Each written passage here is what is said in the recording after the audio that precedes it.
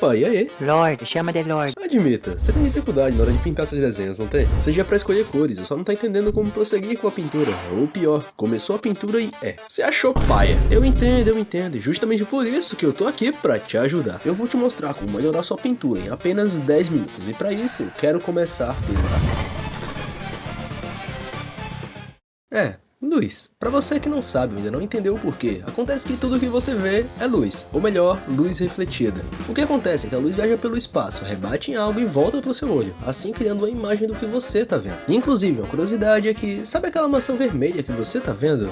Não é vermelha, é qualquer cor menos vermelha, até porque vermelho foi a única cor que não foi absorvida pela maçã e assim devolvida pro seu olho. Mas o que isso tem a ver com o desenho? Relaxa, eu não fiquei maluco, isso vai fazer sentido já já, continua comigo. A gente vai ter que entender como a luz realmente funciona no desenho, uma vez que não existe uma fonte de luz real no papel ou na tela do PC. Então a gente vai ter que imaginar, e saber como ela funciona de verdade facilita as coisas. A gente vai usar uma esfera cinza como exemplo, e o tipo de luz que está acontecendo é bem importante. Mas vamos começar pela luz direta. A luz direta é aquele que está iluminando diretamente um objeto. Digamos que essa seta é uma fonte de luz como uma lanterna. Se a gente posicionar a nossa lanterna diretamente sobre a esfera, a sombra vai ficar embaixo dela. Mas se a gente mover ela para a direita ou então para a esquerda, a sombra também vai mudar. Ou seja, sempre que tiver apenas uma fonte de luz, todas as sombras sempre estarão na mesma direção. Por isso que jogadores de futebol geralmente têm 4 sombras nos estádios, porque existem 4 fontes de luz. Só que aqui a gente vai continuar trabalhando só com uma, para facilitar a nossa vida. O que eu quero dizer é que a luz vem de uma direção. Colocar todas as sombras em direções opostas à luz é ideal, então busque fazer isso. Até porque vai te ajudar. Sombras aleatórias causam estranheza, e isso pode fazer com que a arte fique esquisita no fim do processo. Agora, voltando para a esfera, outra coisa importante de lembrar é que a luz rebate nas coisas. E é principalmente nas sombras que essa tal luz de rebatimento vai aparecer. Ela é muito menos intensa do que a luz principal, até porque ela rebateu em alguma coisa, ou seja, perdeu um pouco de força. Porém, carrega a cor do objeto que rebateu. E assim, ela preenche a sombra que tá lá, assim dando um aspecto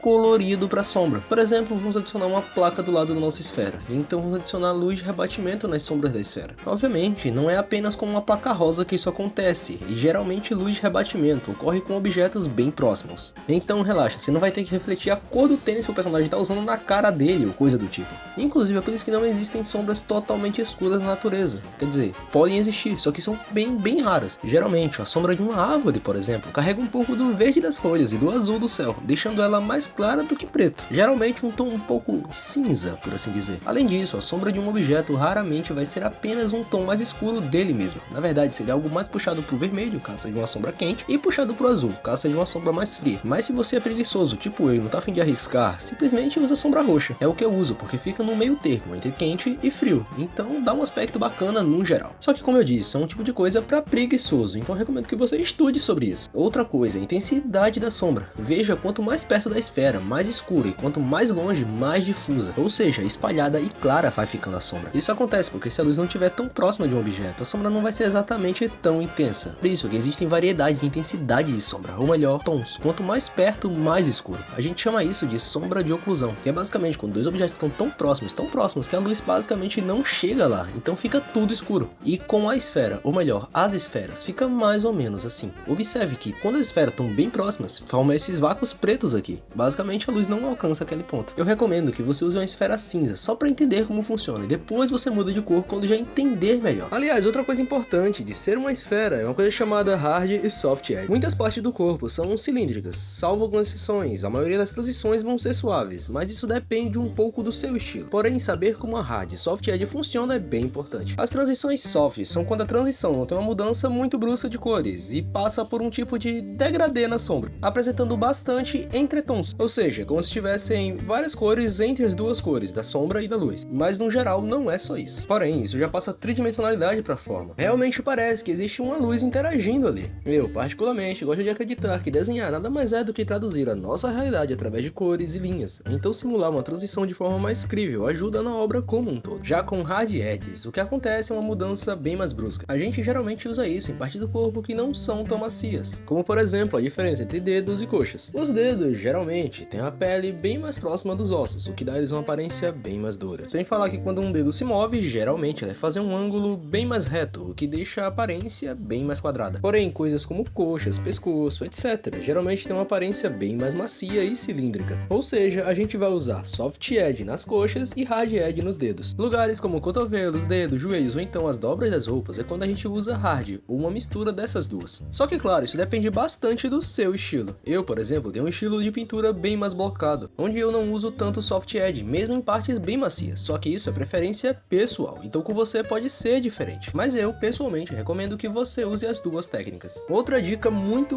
importante que você não pode esquecer é dar um like e se inscrever aqui no canal. Já chegou até aqui, não custa nada me dar um like, pô. Então vai, se inscreve aí, pô, só pra saber que você tá gostando. Não esquece de compartilhar, porque isso me ajuda muito. Mas é claro, se você gosta do meu trabalho, não esquece de me seguir lá no Instagram também, e no Blue Sky, e no Twitter. Me segue lá também a cair de novo. Enfim, voltando. Ugly Face Fase. Ou aqui em terras do Piniquins, fase do rosto feio, caso seu inglês seja tão enferrujado quanto o meu. Nada mais é do que o momento que acontece geralmente no início ou no meio da pintura. É basicamente aquela sensação de estranheza, de estar ficando feio demais. E isso pode te levar a desistir simplesmente por achar que não tá bom. É engraçado que essa fase é meio inevitável. Eu senti ela nesse desenho, inclusive. E a minha dica para lidar com a Ugly Face Fase é basicamente continuar. É sério, funciona. É só continuar mais um pouco e você começa a ver que a arte vai melhorando, vai se formando de verdade. E não é lá um grande problema. Afinal, a Ugly Face aparece principalmente no começo, porque o desenho só não tá completo. Na real, isso não rola só com desenho. Muitas coisas que você pode estar fazendo, você vai desistir no começo porque pensa que não tá bonito o bastante. E eu garanto, essa tal beleza que você quer vai vir com o tempo. É melhor você terminar do que deixar incompleto ou desistir no meio. Eu entendo sim que pode ser bem frustrante você olhar e não ver aquela coisa que você tava querendo, mas dropar o desenho é a pior decisão que você pode tomar. É sério, um baita passo pra melhorar em qualquer coisa que você for fazer é não desistir logo de cara. Tipo, mano, você tá no esboço e já tá dropando. Pelo amor de Deus. Sem falar que assim você vai terminar muito mais coisas do que antes. Eu garanto. Outra parada pra se atentar é o foco nos detalhes. Focar demais em detalhes pode minar muito o seu processo. Eu recomendo que você use a seguinte ordem na hora de pintar: grande, médio e aí pequeno. Pode até ser que você ou então eu mesmo tenhamos o vício de focar demais em detalhes bem pequenos durante todo o processo de pintura, o que eu te garanto consome muito tempo e nos distrai de todo o resto. É muito comum que a gente, sei lá, perder muitos minutos ou até horas focando numa única parte e quando vai tirar o zoom, falta muita coisa ainda. Amigo, nenhuma experiência é individual, eu sei. Por isso eu recomendo que você separe as coisas. Comece pintando as grandes massas como pele, roupa, cabelo, depois as médias como olhos, acessórios, etc.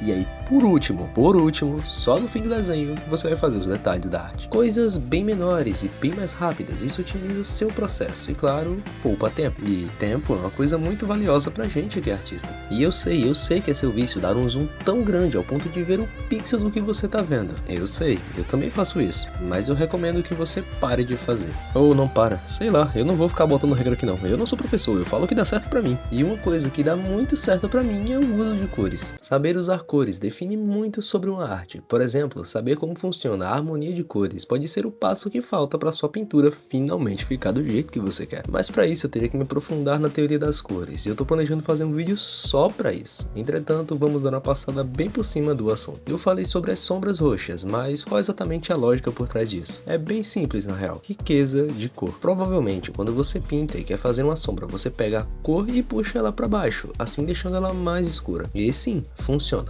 Já para fazer luz é o oposto. Você puxa para cima em direção do branco, deixando mais claro. Ou às vezes nem isso, você só faz a sombra e acabou. Já o que eu faço é um pouco diferente. Eu ainda assim pego a mesma cor, porém ao invés de puxar apenas para baixo, eu movo um pouco na direção do azul. E isso, claro, quando eu quero criar uma sombra fria. Já na hora de criar a luz, eu puxo para cima em direção do amarelo ou uma cor mais quente como o vermelho, assim deixando a tonalidade mais vívida. Isso dá maior variedade nas cores, principalmente nos entretons, ou só meio tom, sei lá como você quer chamar isso. No fim das contas, parece que tem mais cor ali, entende? Isso dá temperatura na arte. Eu já falei sobre luz refletindo nas coisas, geralmente essa sombra vai ser azulada por conta do céu, mas obviamente você não tem que se prender apenas nisso. É legal variar, assim você evita comodismo e vício na pintura, o que é uma coisa bem perigosa, eu garanto. Beleza, você já sabe como aplicar temperatura, agora como escolher boas cores bases para o desenho. E isso na realidade é até que bem fácil. Ao escolher as cores no desenho, devemos pensar pensar principalmente na harmonia, ou na lógica que vai guiar todo o projeto. É importante esse tipo de coisa para garantir que nada fique fora do lugar no final. Para começar, podemos pensar nas harmonias, coisas como cores complementares, análogas, triádicas e monocromáticas. Tem mais algumas, mas por agora essas são as mais importantes. E não, você não vai precisar lembrar desses nomes agora, relaxa. Cores monocromáticas são basicamente a mesma cor com diferentes tonalidades e saturação. No geral, esse é o jeito mais fácil de pintar, afinal você trabalha com poucas cores. Porém, isso também pode ser bem difícil, afinal você tá mais limitado. Mas é um ótimo jeito para treinar luz e sombra, por exemplo. Entretanto, cores análogas é quando usamos cores que são bem próximas do ciclo cromático, quase que cores vizinhas, entre muitas aspas. Isso garante harmonia, afinal as cores que estão próximas geralmente vão se conversar bem, ficam agradáveis aos olhos. A mesma coisa acontece com cores complementares. Esse deve ser o modo mais clássico de colorir qualquer personagem ou qualquer coisa no geral, principalmente duplas, que inclusive é o melhor jeito de exemplificar cores complementares, como por exemplo Mario e Luigi, onde Mario é vermelho e Luigi tem sua cor complementar, que é o verde. O mesmo vale para Sonic e Tails. Tails é amarelo e Sonic é azul. É isso aí, você achava que os Minions são amarelos com macacões azuis à toa? Te garanto que não é. O mesmo vale para Tríade, ou então Triádica, se você for bem chato com nomes, onde a gente forma um triângulo, que é meio óbvio, onde basta adicionar um personagem, ou no caso, cor. Basicamente o Knuckles, que é vermelho, formando uma trindade com Sonic e Tails. Assim você facilmente consegue ver vermelho, azul e amarelo. Beleza. Eu falei bastante sobre harmonias, mas como realmente escolher essas cores? A forma mais fácil se chama Adobe Color. Adobe Color é um site que eu usei por muito tempo, que basicamente me ajudou muito com cores. E isso não é uma publi, eu bem que queria, mas não é. Esse é basicamente um dos sites mais úteis que eu já encontrei. Basicamente, ele vai te dar as paletas de cores ideais para o seu desenho. É só selecionar se você quer monocromática, complementar, etc. Eu uso e recomendo. Já a forma difícil é realmente estudando sobre a harmonia das cores. Com o tempo, você começa a memorizar e até mesmo imaginar cores que ficam bem juntas. Exemplos não faltam. Você só precisa realmente estudar. Não é tão fácil quanto eu gostaria, mas não é nada que você não consiga. E é um passo muito importante para qualquer artista. Bem, essas são algumas dicas que eu posso te dar. Você só vai descobrir realmente mais se for procurar. E também, isso é o que dá certo pra mim. Então talvez pode não dar certo pra você. Cada estilo é realmente único. Não tem por que eu tentar impor uma regra sobre você. Afinal, pode não funcionar. Mas bem, esse foi o vídeo. Se você gostou, dá um like, comenta, compartilha, qualquer coisa. Só pra saber que você gostou. Se você puder, considera virar membro. Tem alguns benefícios bacanas. Mas, no geral, é isso. Eu sou o Adachi e desenho mulher bonita. Se inscreve aí, pô.